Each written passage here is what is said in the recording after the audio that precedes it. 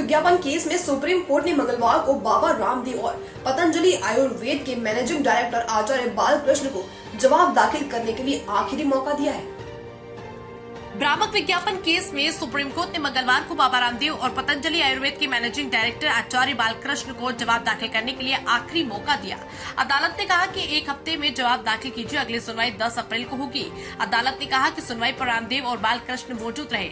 आज सुनवाई के दौरान रामदेव के वकील बलबीर सिंह ने कोर्ट से कहा कि योग गुरु माफी मांगने के लिए यहाँ मौजूद है, भीड़ की वजह से कोर्ट रूम नहीं आ पाए। अदालत ने एफिडेविट देखने के बाद फटकार लगाई और कहा कि ये प्रॉपर एफिडेविट नहीं है। जब बलबीर सिंह ने माफी नामा पढ़ा तो अदालत ने कहा कि ऐसे मामलों में आदेशों का उल्लंघन करने वाला माफी मांगता है। हमें रामदेव के वकील का माफीनामा नहीं सुनना। जस्टिस हिमा कोहली और जस्टिस अमानतुल्लाह की बेंच ने कहा कि ये भी कहा कि हम दोनों के खिलाफ झूठी बयानबाजी का केस चलाने का निर्देश रजिस्ट्रार को देते हैं।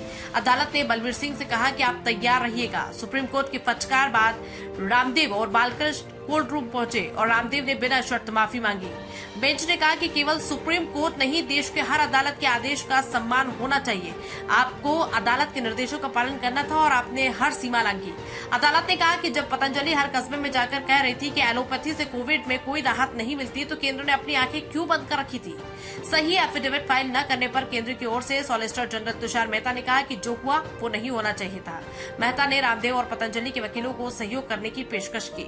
इंडियन मेडिकल एसोसिएशन की याचिका पर सुनवाई कर रही court supreme court Indian medical association IMA की ओर से 17 अगस्त 2022 को दायर की गई याचिका पर सुनवाई कर रही थी। इसमें कहा गया कि पतंजलि ने कोविड वैक्सीनेशन और एलोपैथी के खिलाफ निगेटिव प्रचार किया, वहीं खुद के आयुर्वेदिक दवाओं से कुछ बीमारियों के इलाज का झूठा दावा किया।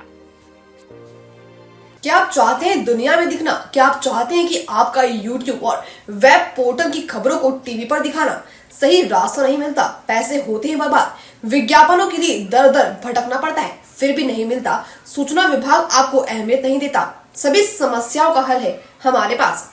Chanakya media network private limited लेकर आया है सभी यूट्यूबर और वेब पोर्टल के लिए सुनहरा मौका।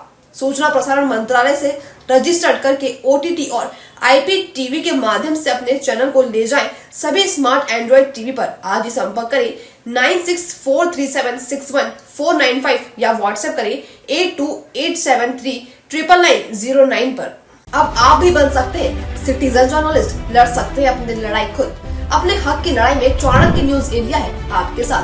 आज प्ले स्टोर से डाउनलोड करें चाणक्य न्यूज इंडिया का मोबाइल ऐप। उसके बाद मेरा पोस्ट पर जाकर अपनी खबर अपडेट करें फोटो के साथ। हम बनेंगे आपकी आवाज, देश का तेजी से बढ़ता नेटवर्क, सच दिखाते हैं हम। जय हिंद।